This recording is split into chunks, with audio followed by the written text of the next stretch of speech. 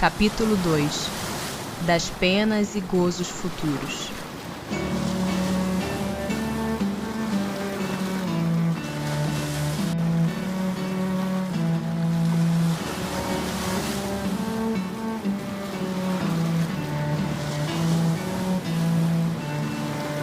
O nada, vida futura. Por que tem o homem instintivamente horror ao nada? Porque o nada não existe.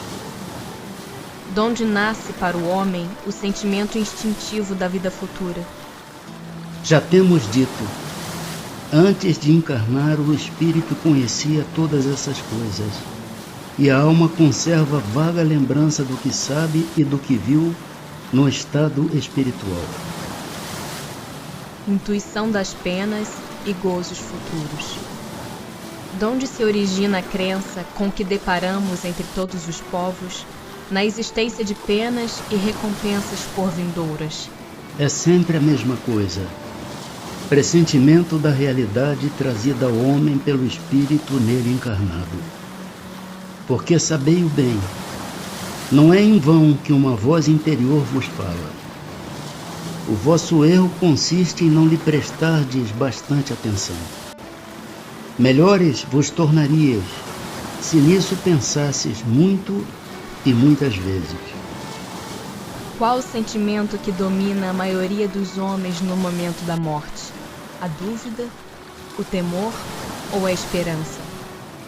A dúvida nos céticos empedernidos, o temor nos culpados, a esperança nos homens de bem. Como pode haver céticos, uma vez que a alma traz ao homem o sentimento das coisas espirituais? Eles são em número muito menor do que se julga. Muitos se fazem de espíritos fortes durante a vida, somente por orgulho. No momento da morte, porém, deixam de ser tão fanfarrões. Intervenção de Deus nas penas e recompensas. Com cada homem, pessoalmente, Deus se ocupa? Não é Ele muito grande e nós muito pequeninos para que cada indivíduo, em particular, tenha a seus olhos alguma importância? Deus se ocupa com todos os seres que criou, por mais pequeninos que sejam. Nada para sua bondade é destituído de valor. Mas será necessário que Deus atente em cada um dos nossos atos para nos recompensar ou punir? Esses atos não são, na sua maioria, insignificantes para Ele? Deus tem suas leis a regerem todas as vossas ações. Se as violais, vossa é a culpa. Indubitavelmente, quando um homem comete um excesso qualquer, Deus não profere contra ele um julgamento, dizendo-lhe, por exemplo, foste guloso, vou punir-te. Ele traçou um limite. As enfermidades e muitas vezes a morte são a consequência dos excessos. Eis aí a punição. É o resultado da infração da lei. Assim em tudo. Natureza das penas e gozos futuros. Tem alguma coisa de material as penas e gozos da alma depois da morte? Não podem ser materiais, assim o diz o bom senso, pois que a alma não é matéria. Nada tem de carnal essas penas e esses gozos. Entretanto, são 1000 vezes mais vivos do que os que experimentais na terra, porque o espírito, uma vez liberto, é mais impressionável. Então, já a matéria não lhe embota as sensações. Por que das penas e gozos da vida futura faz o homem às vezes tão grosseira e absurda ideia? Inteligência que ainda não se desenvolveu bastante. Compreende a criança as coisas como adulto? Isso, ao demais, depende também do que se lhe ensinou. Aí é que há necessidade de uma reforma. Muitíssimo incompleta é a vossa linguagem para exprimir o que está fora de vós. Teve-se então que recorrer a comparações, e tomastes como realidade as imagens e figuras que serviram para essas comparações. À medida, porém, que o homem se instrui, melhor vai compreendendo o que a sua linguagem não pode exprimir. Em que consiste a felicidade dos bons espíritos? Em conhecerem todas as coisas, em não sentirem ódio, nem ciúme, nem inveja, nem ambição, nem qualquer das paixões que ocasionam a desgraça dos homens. O amor que os une lhes é fonte de suprema felicidade. Não experimentam as necessidades, nem os sofrimentos, nem as angústias da vida material. São felizes pelo bem que fazem. Contudo, a felicidade dos espíritos é proporcional à elevação de cada um. Somente os puros espíritos gozam, é exato, da felicidade suprema, mas nem todos os outros são infelizes. Entre os maus e os perfeitos, há uma infinidade de graus em que os gozos são relativos ao estado moral. Os que já estão bastante adiantados compreendem a ventura dos que os precederam e aspiram a alcançá-la. Mas esta aspiração lhes constitui uma causa de emulação, não de ciúme. Sabem que deles depende o consegui-la, e para a conseguirem trabalham. Porém, com a calma da consciência tranquila e ditosos se consideram, por não terem que sofrer o que sofrem os maus. Citais, entre as condições da felicidade dos bons espíritos, a ausência das necessidades materiais.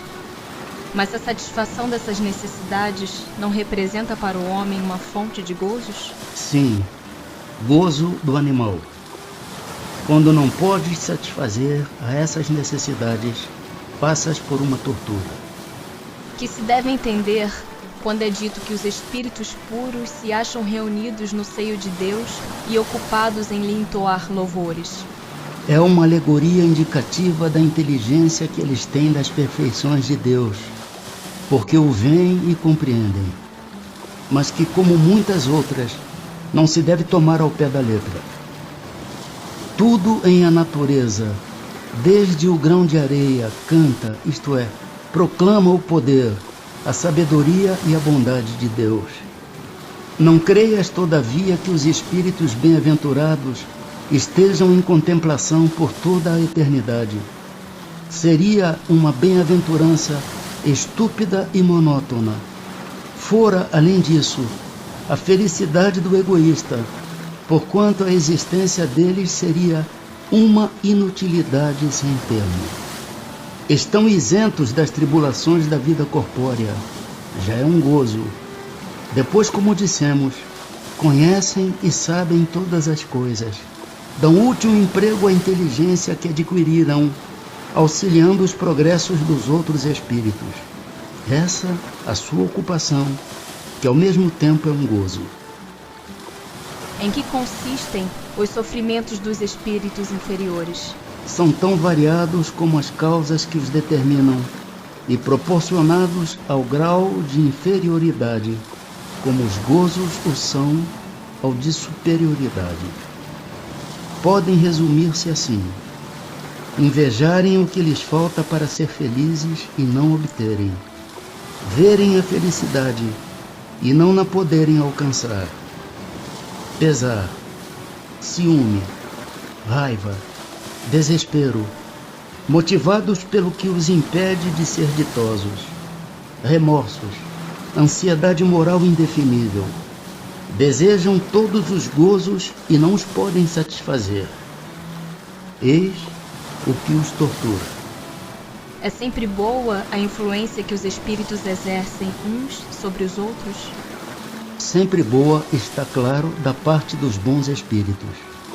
Os espíritos perversos, esses procuram desviar da senda do bem e do arrependimento os que lhes parecem susceptíveis de se deixarem levar e que são, muitas vezes, os que eles mesmos arrastaram ao mal durante a vida terrena.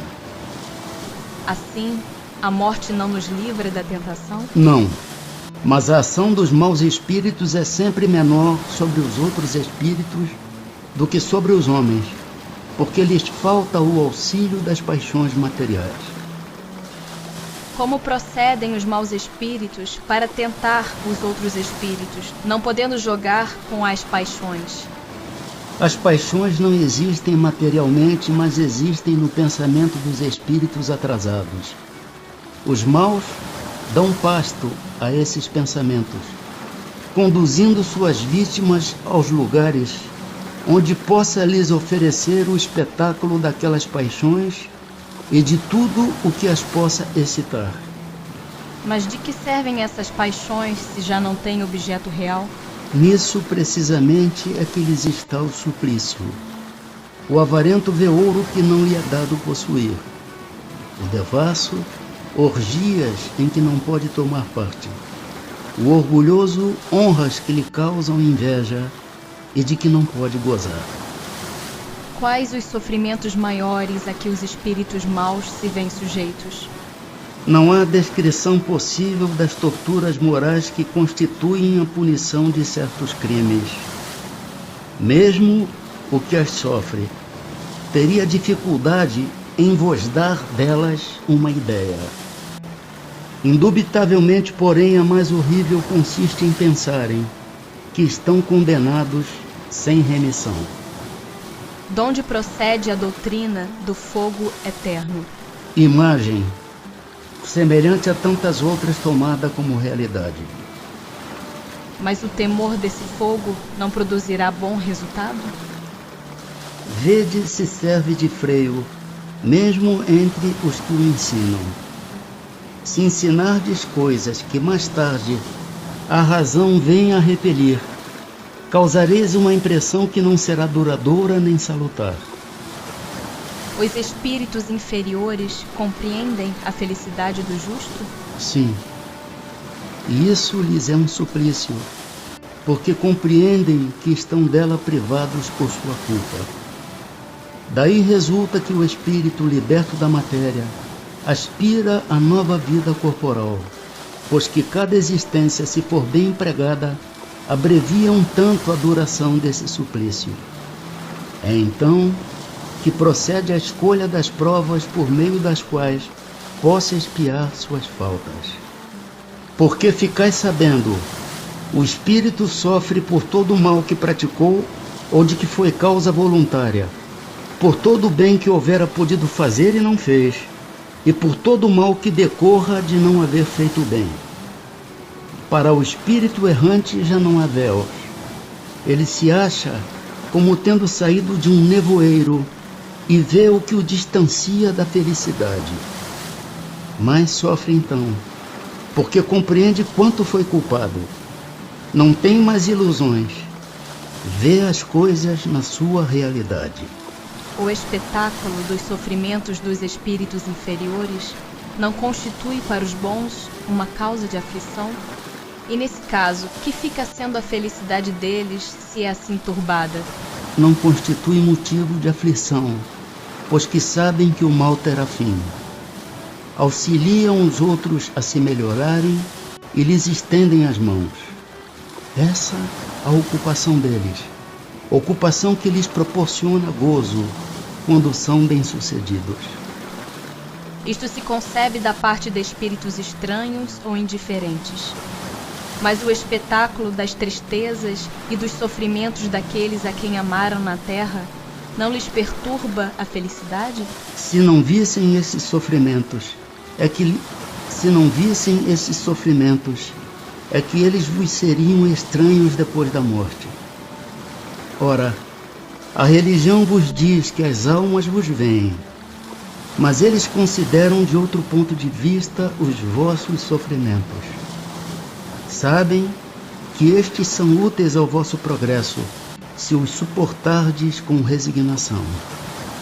Afligem-se, portanto, muito mais com a falta de ânimo que vos retarda, do que com os sofrimentos considerados em si mesmos, todos passageiros. Não podendo os espíritos ocultar reciprocamente seus pensamentos, e sendo conhecidos todos os atos da vida, dever-se-á deduzir que o culpado está perpetuamente em presença de sua vítima?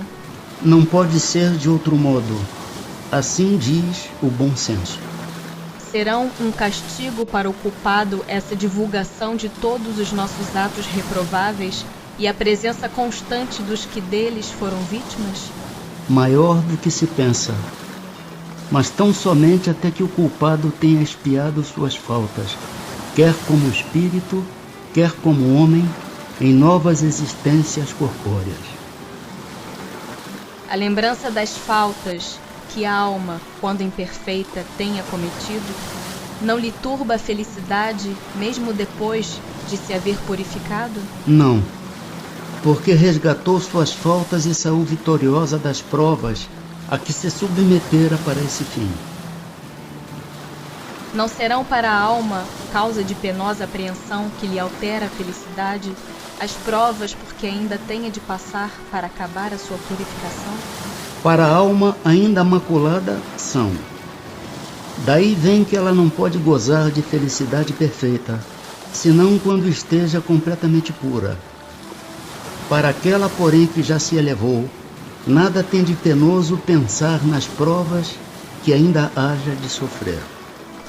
O laço de simpatia que une os espíritos da mesma ordem constitui para eles uma fonte de felicidade? Os espíritos entre os quais há recíproca simpatia para o bem encontram na sua união um dos maiores gozos, visto que não receiam vê-la turbada pelo egoísmo. Formam no mundo inteiramente espiritual famílias pela identidade de sentimentos, consistindo nisto a felicidade espiritual, do mesmo modo que no vosso mundo vos grupais em categorias e experimentais certo prazer quando vos achais reunidos. Na afeição pura e sincera que cada um vota aos outros, e de que é por sua vez objeto, tem eles um manancial de felicidade, porquanto lá não há falsos amigos, nem hipócritas. Com relação ao estado futuro do espírito, haverá diferença entre um que em vida teme a morte e outro que a encara com indiferença e mesmo com alegria? Muito grande pode ser a diferença. Entretanto, apaga-se com frequência em face das causas determinantes desse temor ou desse desejo. Quer a tema, quer a deseje, pode o homem ser propelido por sentimentos muito diversos, e são estes sentimentos que influem no estado do espírito. É evidente, por exemplo, que naquele que deseja a morte, unicamente porque vê na morte o termo de suas tribulações, há uma espécie de queixa contra a providência e contra as provas que lhe cumpre suportar. Será necessário que professemos o espiritismo e creiamos nas manifestações espíritas para termos assegurado a nossa sorte na vida futura?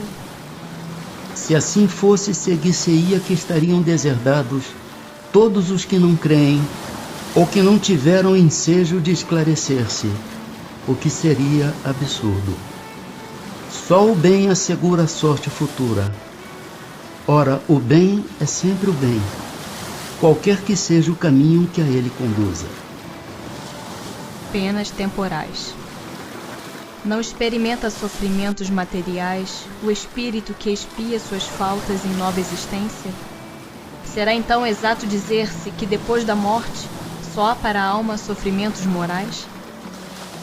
É bem verdade que quando a alma está reencarnada, as tribulações da vida são-lhe um sofrimento, mas só o corpo sofre materialmente.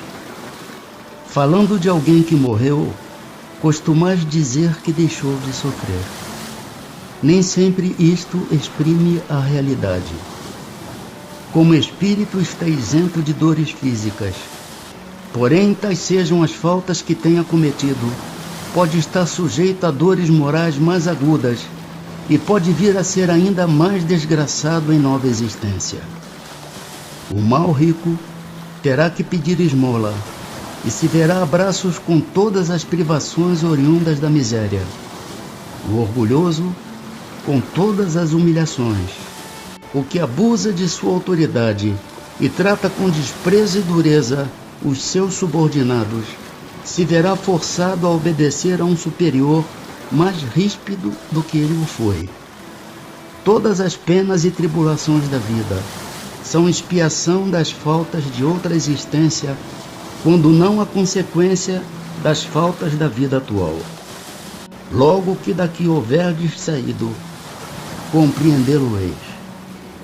O homem que se considera feliz na terra, porque pode satisfazer as suas paixões, é o que menos esforços emprega para se melhorar. Muitas vezes começa sua expiação já nessa mesma vida de efêmera felicidade, mas certamente expiará noutra existência tão material quanto aquela.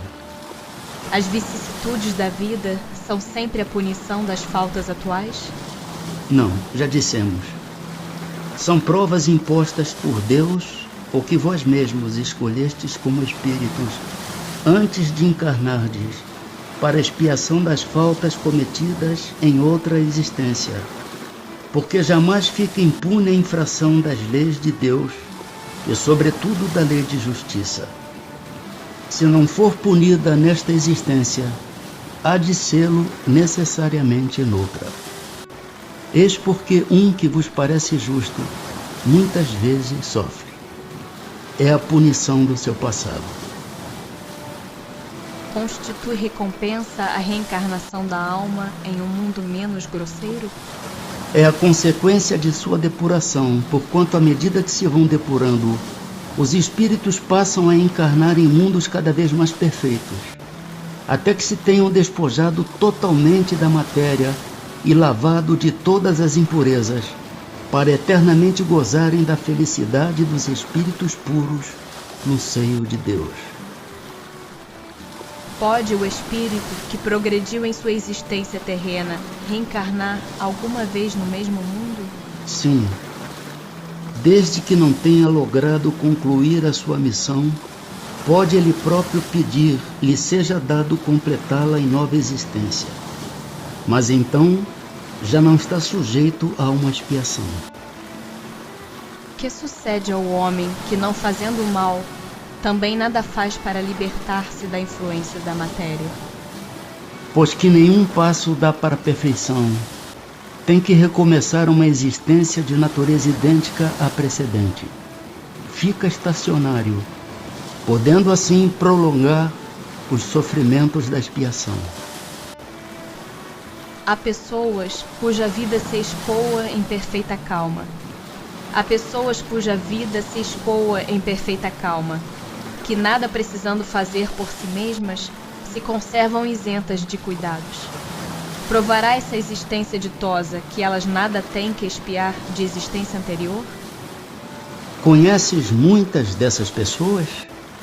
Enganas-te se pensas que as há em grande número. Não raro, a calma é apenas aparente. Talvez elas tenham escolhido tal existência, mas quando a deixam, percebem que não lhes serviu para progredirem. Então, como preguiçoso, lamentam o tempo perdido. Sabei que o espírito não pode adquirir conhecimentos e elevar-se senão exercendo a sua atividade. Se adormece na indolência, não se adianta. Assemelha-se a um que, segundo os vossos usos, precisa trabalhar e que vai passear ou deitar-se com a intenção de nada fazer. Sabei também que cada um terá que dar contas da inutilidade voluntária da sua existência, inutilidade sempre fatal à felicidade futura. Para cada um, o total dessa felicidade futura corresponde à soma do bem que tenha feito, estando da infelicidade na proporção do mal que haja praticado e daqueles a quem haja desgraçado.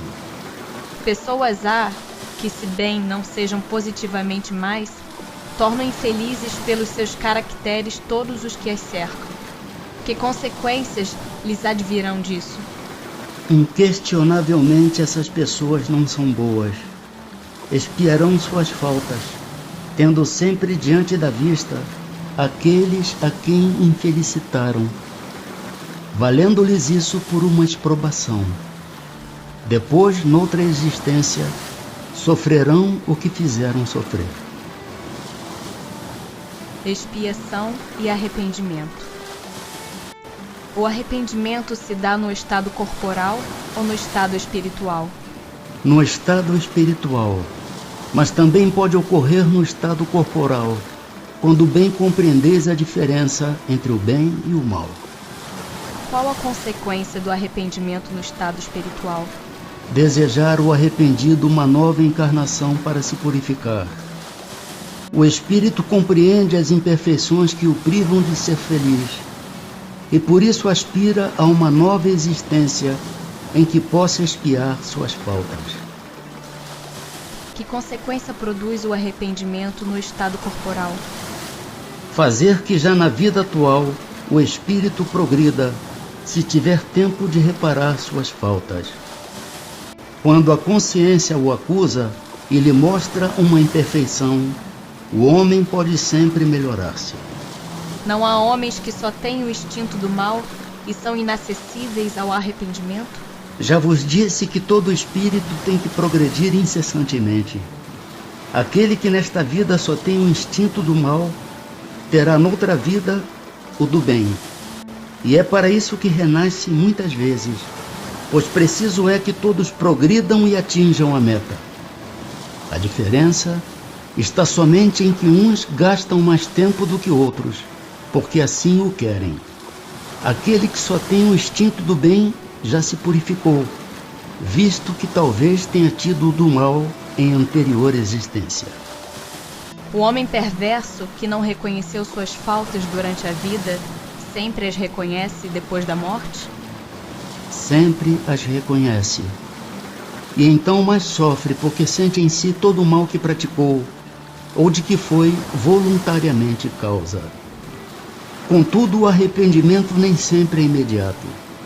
Há espíritos que se obstinam em permanecer no mau caminho, não obstante os sofrimentos por que passam. Porém, cedo ou tarde, reconhecerão errada a senda que tomaram e o arrependimento virá. Para esclarecê-los, trabalham os bons espíritos, e também vós podeis trabalhar. Haverá espíritos que, sem serem maus, se conservem indiferentes à sua sorte? Há espíritos que de coisa alguma útil se ocupam. Estão na expectativa, mas nesse caso sofrem proporcionalmente. Devendo em tudo haver progresso, neles o progresso se manifesta pela dor. Não desejam esses espíritos abreviar seus sofrimentos? Desejam-no sem dúvida, mas falta-lhes energia bastante para quererem o que os pode aliviar. Quantos indivíduos se contam entre vós que preferem morrer de miséria a trabalhar? Pois que os espíritos veem o mal que lhes resulta de suas imperfeições, como se explica que haja os que agravam suas situações e prolongam o estado de inferioridade em que se encontram, fazendo o mal como espíritos, afastando do bom caminho os homens? Assim procedem os de tardio arrependimento. Pode também acontecer que depois de se haver arrependido, o espírito se deixe arrastar de novo para o caminho do mal por outros espíritos ainda mais atrasados. Vêem-se espíritos de notória inferioridade, acessíveis aos bons sentimentos e sensíveis às preces que por eles se fazem. Como se explica que outros espíritos, que devêramos supor mais esclarecidos, revelem um endurecimento e um cinismo dos quais coisa alguma consegue triunfar? A prece só tem efeito sobre o espírito que se arrepende. Com relação aos que, impelidos pelo orgulho, se revoltam contra Deus e persistem nos seus desvarios, chegando mesmo a exagerá-los, como o fazem alguns desgraçados espíritos, a prece nada pode e nada poderá, senão no dia em que um clarão de arrependimento se produza neles. A expiação se cumpre no estado corporal ou no estado espiritual? A expiação se cumpre durante a existência corporal mediante as provas a que o espírito se acha submetido, e na vida espiritual, pelos sofrimentos morais inerentes ao estado de inferioridade do espírito. Basta o arrependimento durante a vida para que as faltas do espírito se apaguem e ele ache graça diante de Deus? O arrependimento concorre para a melhoria do espírito, mas ele tem que expiar o seu passado. Se diante disto um criminoso dissesse que, cumprindo-lhe em todo caso expiar o seu passado, nenhuma necessidade tem de se arrepender, que é o que daí lhe resultaria?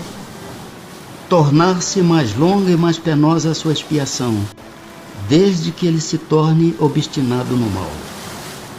Já desde esta vida, poderemos ir resgatando as nossas faltas? Sim, reparando-as.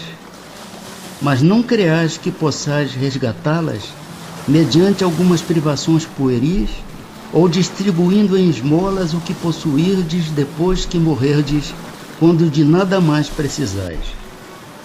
Deus não dá valor a um arrependimento estéril, sempre fácil, e que custa apenas o esforço de bater no peito. A perda de um dedo mínimo, quando se esteja prestando um serviço, apaga mais faltas do que o suplício da carne suportado durante anos com um objetivo exclusivamente pessoal. Só por meio do bem se repara o mal, e a reparação nenhum mérito apresenta, se não atinge o homem nem no seu orgulho, nem nos seus interesses materiais.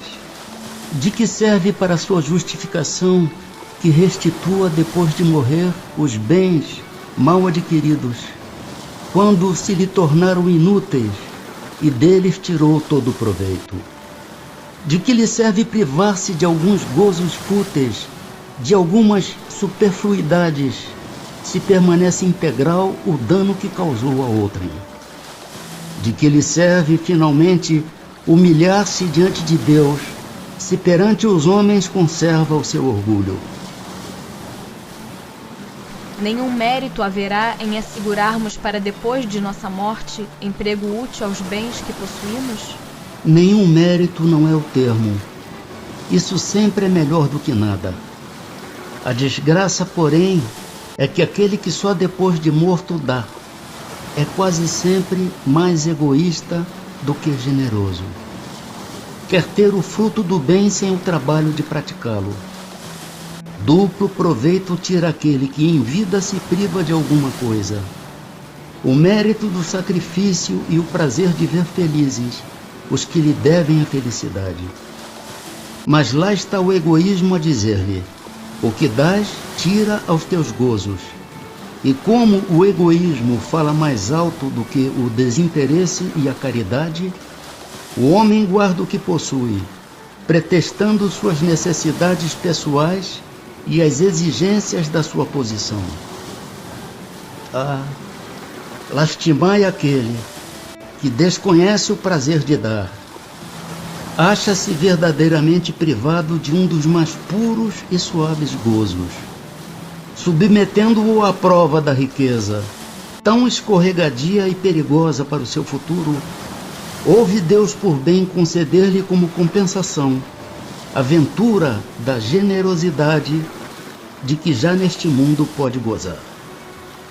Que deve fazer aquele que, em artigo de morte, reconhece suas faltas quando já não tem tempo de as reparar? Basta-lhe, nesse caso, arrepender-se? O arrependimento lhe apressa a reabilitação, mas não o absolve. Diante dele não se desdobra o futuro que jamais se lhe tranca. Duração das penas futuras. É arbitrária ou sujeita a uma lei qualquer a duração dos sofrimentos do culpado na vida futura? Deus nunca obra caprichosamente, e tudo no universo se rege por leis em que a sua sabedoria e a sua bondade se revelam. Em que se baseia a duração dos sofrimentos do culpado? No tempo necessário a que se melhore, sendo o estado de sofrimento ou de felicidade proporcionada ao grau de purificação do espírito. A duração e a natureza de seus sofrimentos dependem do tempo que ele gaste em melhorar-se. À medida que progride e que os sentimentos se lhe depuram, seus sofrimentos diminuem e mudam de natureza. São Luís. Ao espírito sofredor, o tempo se afigura tão ou menos longo do que quando estava vivo? Parece-lhe mais longo. Para ele não existe o sono. Só para os espíritos que já chegaram a certo grau de purificação, o tempo, por assim dizer, se apaga diante do infinito. Poderão durar eternamente os sofrimentos do espírito? Poderiam, se ele pudesse ser eternamente mau, isto é, se jamais se arrependesse e melhorasse, sofreria eternamente. Mas Deus não criou seres tendo por destino permanecerem votados perpetuamente ao mal. Apenas os criou a todos, simples e ignorantes, tendo todos, no entanto, que progredir em tempo mais ou menos longo, conforme decorrer da vontade de cada um.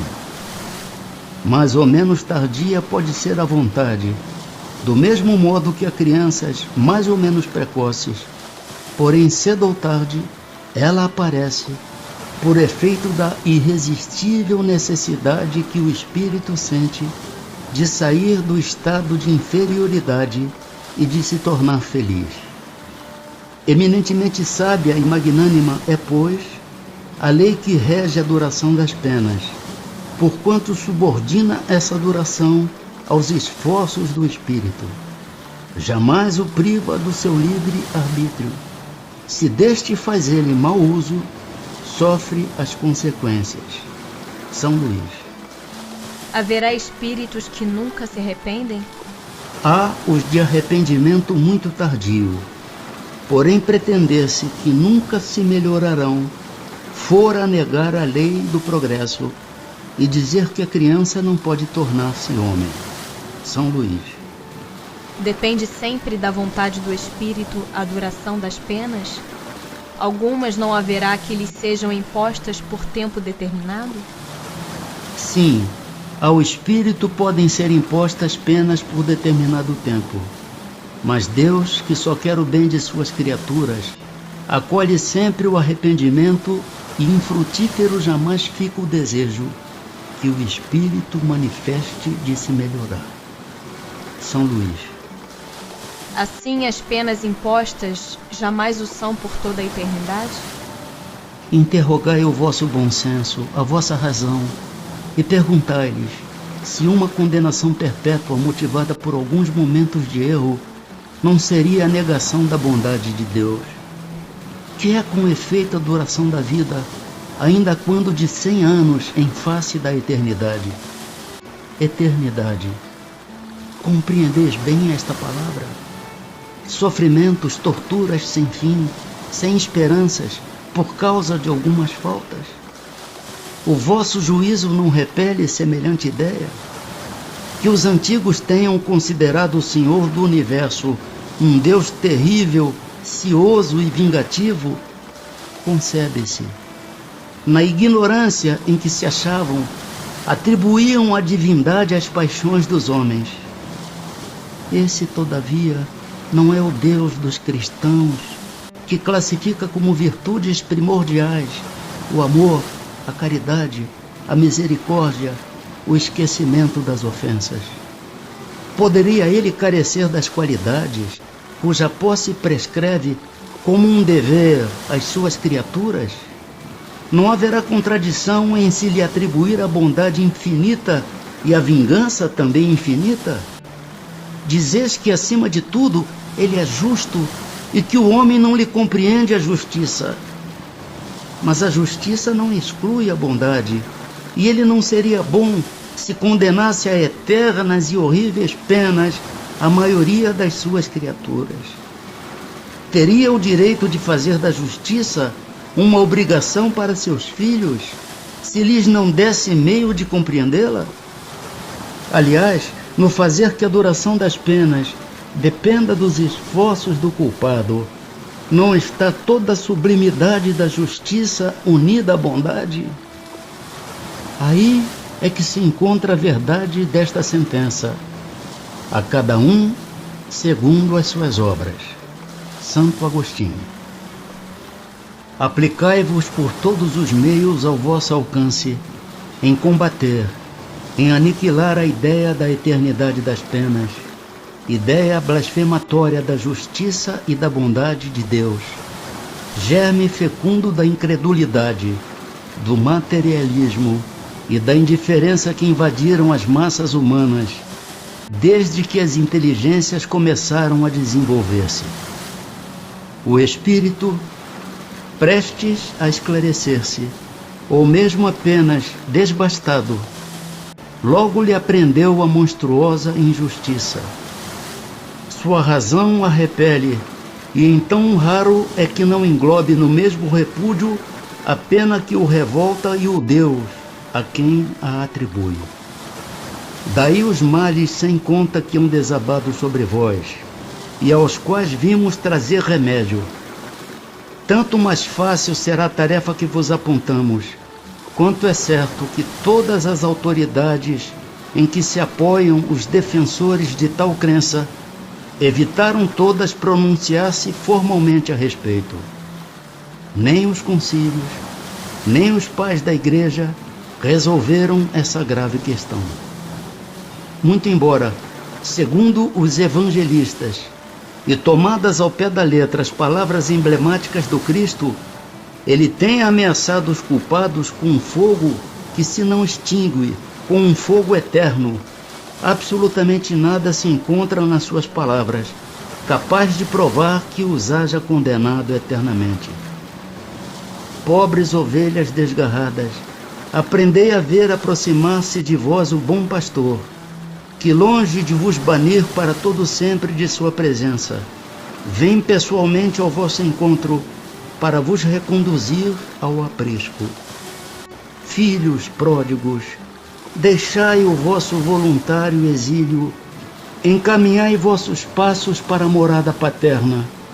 O Pai vos estende os braços e está sempre pronto a festejar o vosso regresso ao seio da família. Lamennais. Guerras de palavras. Ainda não basta o sangue que tendes feito correr. Será ainda preciso que se reacendam as fogueiras? Discutem sobre palavras, eternidade das penas, eternidade dos castigos. Ignorais então que o que hoje entendeis por eternidade não é o que os antigos entendiam e designavam por esse termo?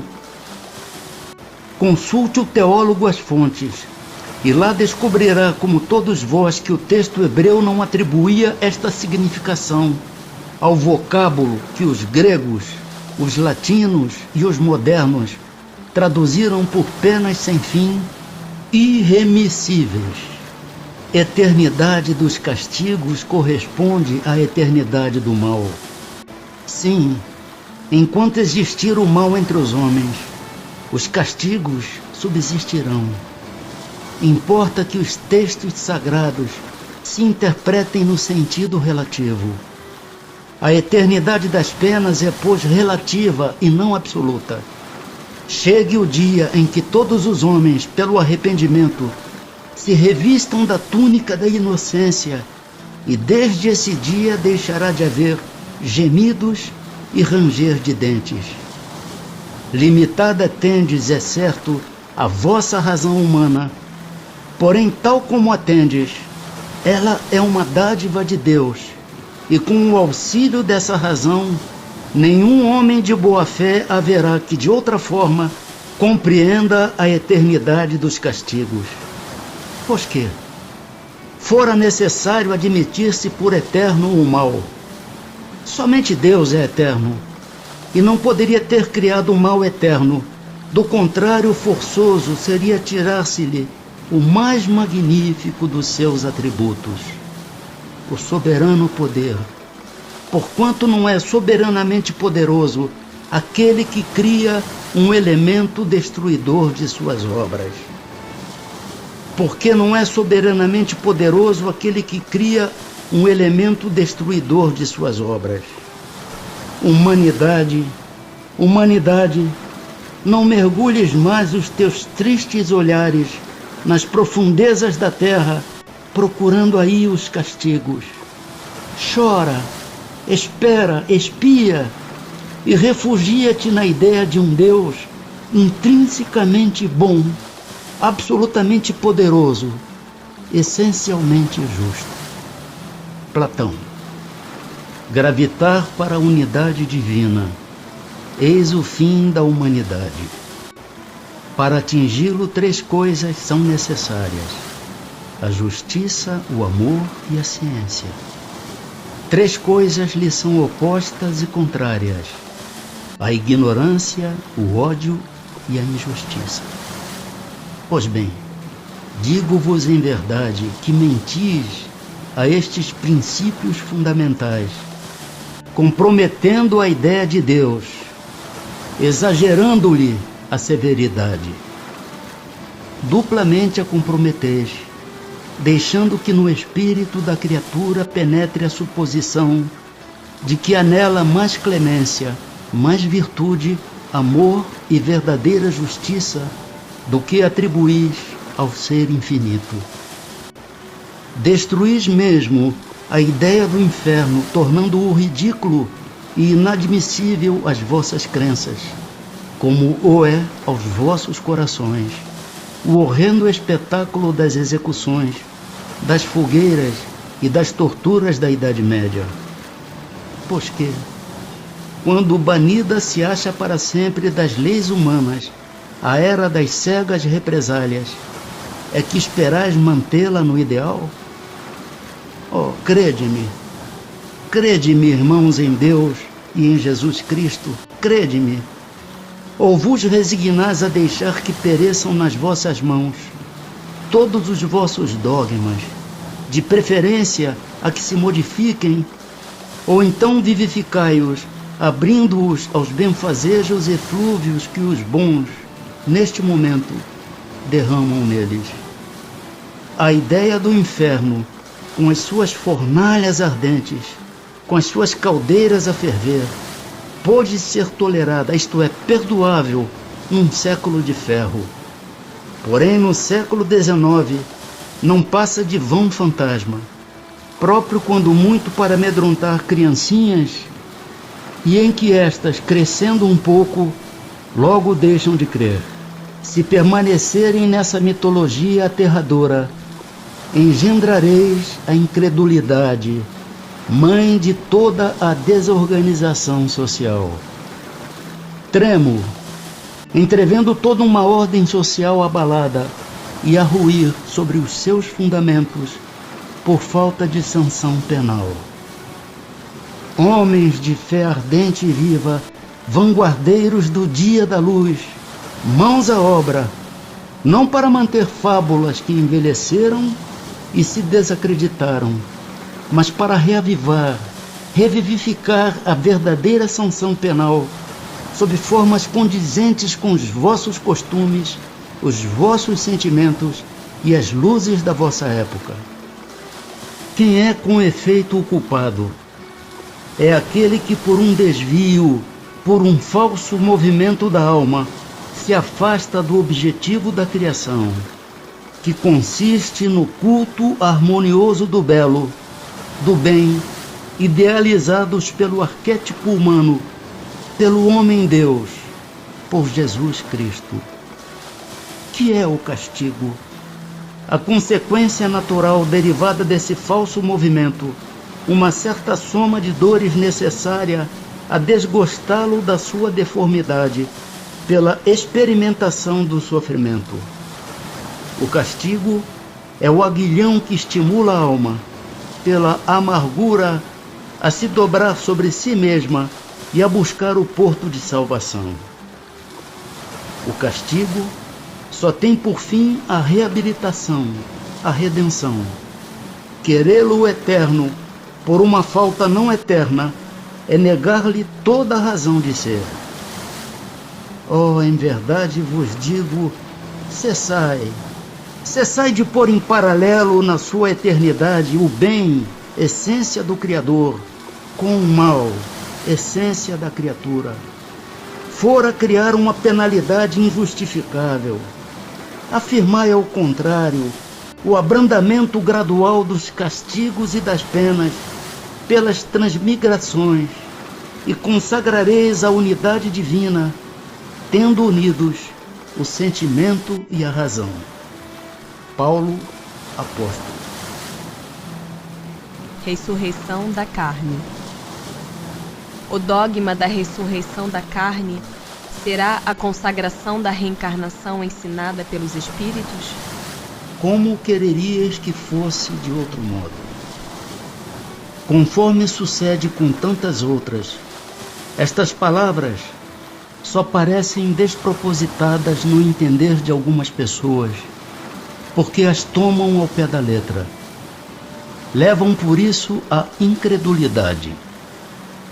Dai-lhes uma interpretação lógica, e os que chamais livres pensadores as admitirão sem dificuldades, precisamente pela razão de que refletem. Por quê? Não vos enganeis. Esses livres pensadores o que mais pedem e desejam é crer.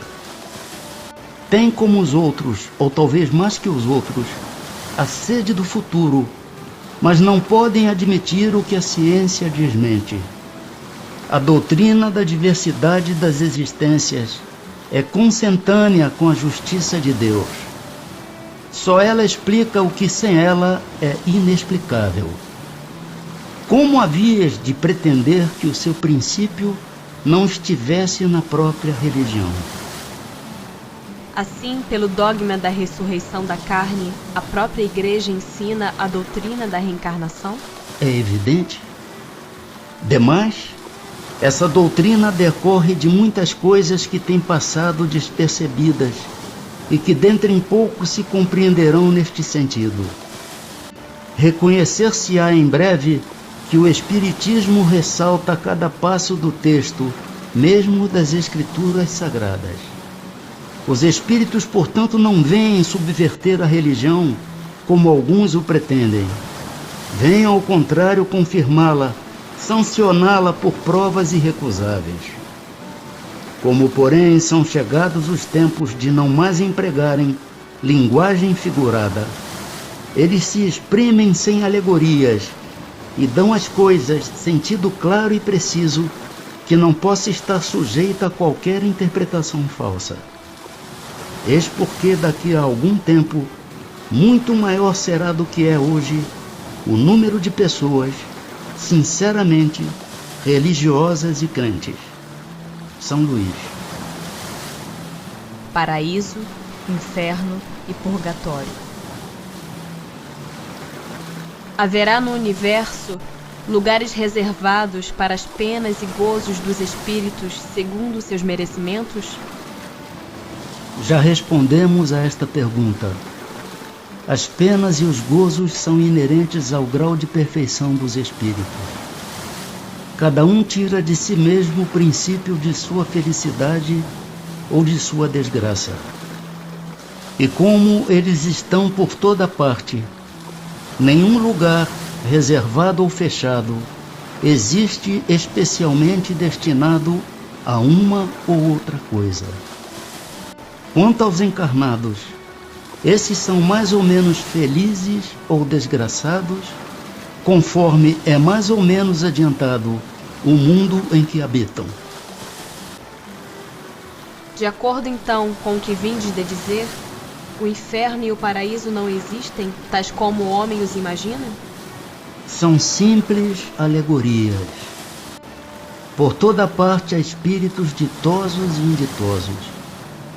Entretanto, conforme também já dissemos, os espíritos de uma mesma ordem se reúnem por simpatia, mas podem reunir-se onde queiram, quando são perfeitos. Que se deve entender por purgatório? Dores físicas e morais, o tempo da expiação. Quase sempre na terra é que fazeis o vosso purgatório, e que Deus vos obriga a expiar as vossas faltas. Como se explica que espíritos, cuja superioridade se revela na linguagem de que usam, tenham respondido a pessoas muito sérias a respeito do inferno e do purgatório, de conformidade com as ideias correntes? é que falam uma linguagem que possa ser compreendida pelas pessoas que os interrogam. Quando estas se mostram imbuídas de certas ideias, eles evitam chocá-las muito bruscamente, a fim de não lhes ferir as convicções. Se um espírito dissesse a um muçulmano, sem precauções oratórias, que Maomé não foi profeta, seria muito mal acolhido. Concebe-se que assim procedam os espíritos que nos querem instruir. Como, porém, se explica que, interrogados acerca da situação em que se achavam, alguns espíritos tenham respondido que sofriam as torturas do inferno ou do purgatório? Quando são inferiores e ainda não completamente desmaterializados, os espíritos conservam uma parte de suas ideias terrenas e, para dar suas impressões, se servem dos termos que lhes são familiares. Acham-se num meio que só imperfeitamente lhes permite sondar o futuro. Essa a causa de alguns espíritos errantes ou recém-desencarnados falarem como o fariam se estivessem encarnados. Inferno se pode traduzir por uma vida de provações extremamente dolorosa com a incerteza de haver outra melhor. Purgatório, por uma vida também de provações, mas com a consciência de melhor futuro. Quando experimentas uma grande dor, não costumas dizer que sofres como um danado? Tudo isso são apenas palavras, e sempre ditas em sentido figurado. Que se deve entender por uma alma a penar? Uma alma errante e sofredora, incerta de seu futuro, e a qual podeis proporcionar o alívio que muitas vezes solicita, vindo comunicar-se convosco. Em que sentido se deve entender a palavra céu? Julgas que seja um lugar como os campos elíseos dos antigos, onde todos os bons espíritos estão promiscuamente aglomerados, sem outra preocupação que a de gozar pela eternidade toda de uma felicidade passiva? Não. É o espaço universal. São os planetas, as estrelas e todos os mundos superiores, onde os espíritos gozam plenamente de suas faculdades, sem as tribulações da vida material, nem as angústias peculiares à inferioridade. Alguns espíritos disseram estar habitando o quarto, o quinto céus e etc. O que queriam dizer com isso? Perguntando-lhes que céu habitam, é que formais ideia de muitos céus dispostos como os andares de uma casa. Eles então respondem de acordo com a vossa linguagem. Mas por estas palavras, quarto e quinto céus, exprimem diferentes graus de purificação e, por consequência, de felicidade. É exatamente como quando se pergunta a um espírito se está no inferno. Se for desgraçado, dirá: sim, porque para ele, inferno é sinônimo de sofrimento. Sabe, porém, muito bem que não é uma fornalha. Um pagão diria estar no Tártaro. Em que sentido se deve entender estas palavras do Cristo? Meu reino não é deste mundo. Respondendo assim, o Cristo falava em sentido figurado. Queria dizer que o seu reinado se exerce unicamente sobre os corações puros e desinteressados. Ele está onde quer que domine o amor do bem. Ávidos, porém, das coisas deste mundo e apegados aos bens da terra, os homens com ele não estão. Poderá jamais implantar-se na terra o reinado do bem? O bem reinará na terra quando entre os espíritos que a vêm habitar, os bons predominarem, porque então farão que aí reinem o amor e a justiça, fonte do bem e da felicidade. Por meio do progresso moral e praticando as leis de Deus, é que o homem atrairá para a terra os bons espíritos e dela afastará os maus. Estes, porém, não a deixarão, senão quando daí estejam banidos o orgulho e o egoísmo. Predita foi a transformação da humanidade, e vos avizinhais do momento em que se dará. Momento cuja chegada apressam todos os homens que auxiliam o progresso. Esta transformação se verificará por meio da encarnação de espíritos melhores, que constituirão na Terra uma geração nova.